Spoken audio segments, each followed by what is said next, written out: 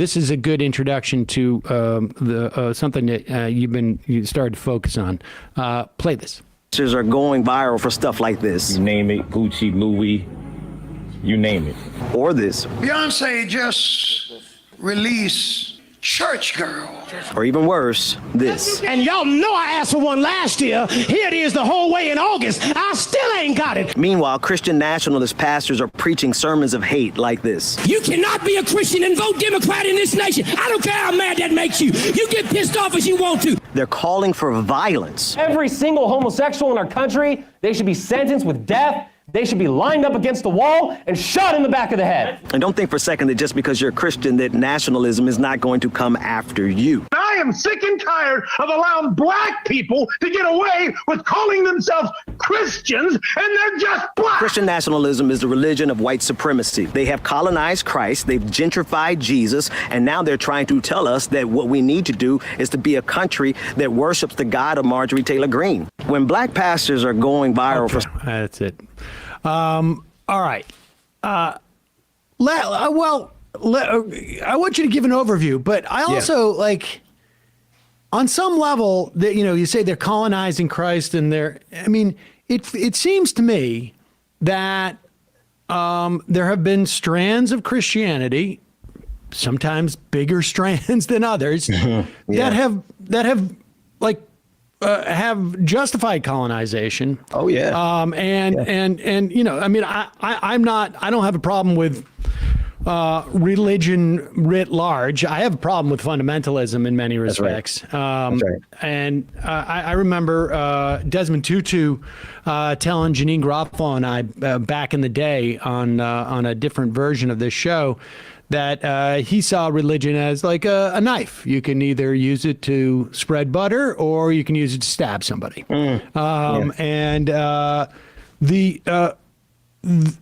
We've got a lot of people who are using it to stab people. That's right. I mean, but let's talk specifically in this country. I mean, put Christian nationalism in context for us. I think Christian nationalism, I'm confident that Christian nationalism is the religion of white supremacy. That's the underlying factor that separates any other version of it. You mentioned fundamentalism. I take what I'm doing right now akin to what we always said, it's going to take moderate and progressive Muslims to take care of threats like ISIS. I see Christian nationalists in this country who are organizing not just for the white supremacy of it, but they're also organizing to overthrow the government. I mean, they have a dominionist theology, and that theology means that their specific version of Christianity, which, as you said, Sam, it definitely has been used in history to not only justify, but to implement slavery, Jim Crow, and colonization. And that is the version of Christianity that they want to enshrine in power with the force of law. And as you can see in that video where the one young guy said he wants to execute LGBTQ members of the community. Well, do we have a sense of how many, what the numbers are on this in this country? I mean, I know that we have a lot of people who self-ID as evangelicals, right? Mm-hmm. And these are all not necessarily Christian nationalists, mm-hmm. but it feels like they take their cues from these people. I mean, can you give us some breakdown as to what we're dealing with here? Well, we're looking at a form of commitment that is to the level of idol worship. And I use that specifically to help give us context of the threat. The same people who worship the golden image of Donald Trump, the same people, and I mean that literally, I don't mean that rhetorically, like there was the golden cap image of Donald Trump that people lined up at a convention to take pictures with.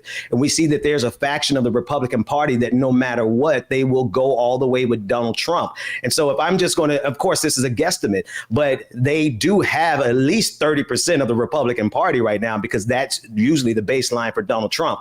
Now, that said, what makes them so dangerous, that even though they're a small group, they're a very vocal minority that's able to maneuver between all of the factions of the Republican Party. And that's where they get their strength from. So the real question is not so much what are their numbers, but where are the other evangelical pastors who know better, who know that these are basically false prophets who are using their own dogma and fundamentalism to hurt? Where are those evangelical pastors who are going to fight against them?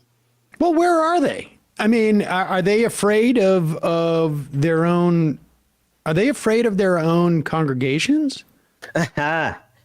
Yeah, I mean, I would say most certainly they would be, because their livelihoods depend on them continuing to appease their audiences. And this is something, I keep wanting to say Matt, but Sam, this is something that we see in our independent media. When your audience begins to demand a particular message, that audience has the ability to control you as a quote unquote leader. And it's the same thing that's happening in some of these churches. Now, mind you, you have the Franklin Grahams of the world who are more than happy, the Jerry Falwell Jr. of the world who are more than happy to go out there and assert their belief in someone like Donald Trump, whether or not their congregation is asking for it. I can't remember who it is. We had him on here. He had written a biography about Pence, and he and this was 6 years ago now, maybe 5 years ago.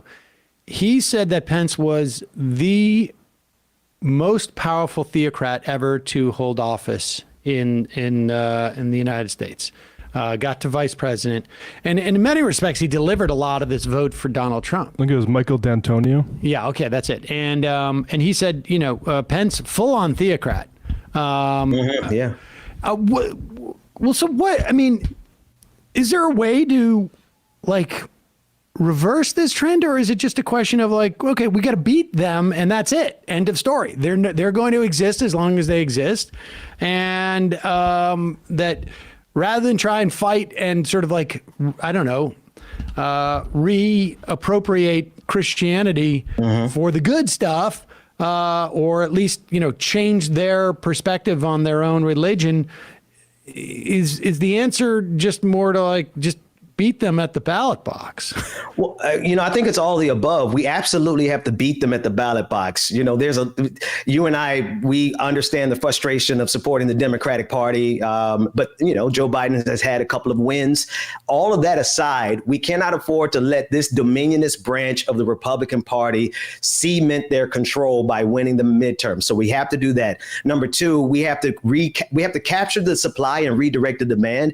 And what I mean by that there is a better version of Christianity, if anybody actually cares, right? I know we don't want to make it a conversation about atheism and Christianity or belief in general, but there are a lot of people of good faith who have all types of beliefs. And as I'm organizing with Christian pastors, particularly Black pastors, I'm also organizing with Universalists. I'm organizing with, it's an ecumenical movement of people who have different beliefs, but at the core, we all believe that we have to coexist. I think that has to be a two-pronged approach. And so what does that organizing look like? I mean, what do you actually do?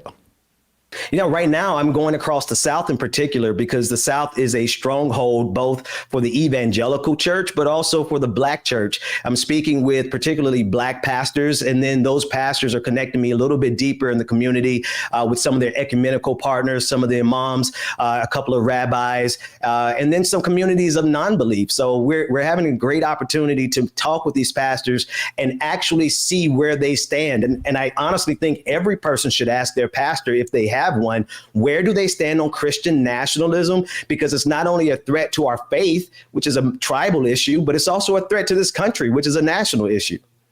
Well, how acutely do people feel that? Like when you go around and talk to some of these pastors, are they like, what? Or are they like, yes, let's go into the other room. I don't want to talk about this out in the hallway. It depends on who you get. But honestly, the video that it's going viral now that you shared, and I appreciate that, that it's kind of a juxtaposition that shocks people into reality. It's hard for some Black pastors, and I do want to give them a lot of respect, because every community that I've gone into so far, it's not that they're not paying attention because they're not doing anything. They're literally preoccupied with a full-on assault in the Black community. Every city I've gone to, Black pastors are dealing with all of the problems in the community. Jackson, Mississippi, for example, one of the cities, and we all know the problems that they have there. But generally speaking, once they see that there's a dual threat, there's what's happening on the local level, but there's also what's happening on the national level. And once we bring it to their attention, they're ready to go to work. Yeah, but what does that mean, though? Go to work? Like, what are they? I mean, they're not talking to the same people, right? It's not like the people coming into their pew are, they wouldn't be there if they were interested in that type of Christianity. Right, but see, this is the two-pronged approach, right? So one of the most powerful and influential positions in the Black community is the Black church, which is why you have politicians who only show up around election time.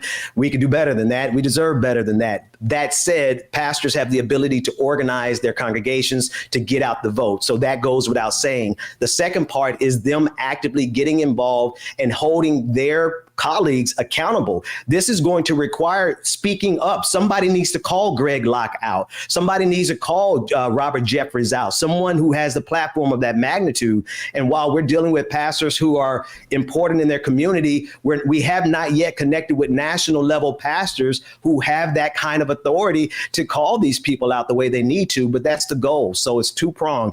We're organizing against internally, holding these preachers and pastors accountable with their colleagues, and then those pastors are organizing their congregations to get out and vote. It just seems so. It seems timely right now.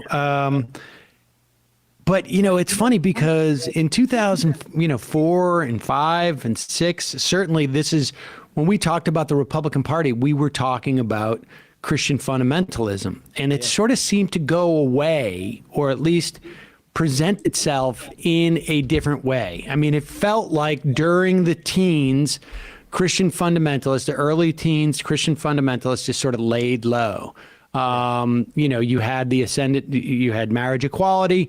They attempted to push back on that. They failed, and it became, sort of widely adopted. And now there's this sort of resurgence. At least in terms of like in public, like what accounts for that? Was there like an awareness, do you think, amongst these people that we can't be this explicit? Because I mean, in 2006, I wrote a book where it was just so obvious how prominent this type of fundamentalism, Christian nationalism, and dominionists were on the scene. And part of that, I think, was because George W. Bush was like activating them in the 2004 election because he wanted them to come out and vote for him. So there was a lot of like attempts to put marriage equality on state constitutional ballots. Yeah. I think in like maybe half a dozen states around the country. And then it really did feel like in the wake of Obama's election, it was almost as if like we don't have to be Christian nationalists in public. We can just sort of slide into maybe some racism, and we don't need to like push that part of ourselves. I don't know. Yeah. How do you account for this? So, you mentioned the former vice president, and, the thing about it is, while he's the most powerful, forward-facing theocrat, there is a new sheriff in town, for lack of a better phrase. And I don't even think the Republicans know who it is. It's a type of religion that does not care about institutions, because George W. Bush and the rest of that cabal, they were Christian nationalists, but you're right. They pushed it into the background enough not to have to take us into the Handmaid's Tale. Now, don't get me wrong, we're clearly headed that way now. So what's the difference? You hit it on the head. When Barack Obama became president, the Republican Party did away with institutionalism altogether. They utilized institutionalism in the Supreme Court in 2000 to take over. That was the first step of the coup. But once they realized they couldn't even do that, they couldn't do that to control this country, they totally just dispelled with it. And now they are allowing they're allowing the most ridiculous part of their cabal, the Marjorie Taylor Greenes of the world. They're allowing them to run this bus, to run this classroom. And I really think that they're going to realize that there's nobody at the head of the class except complete destruction.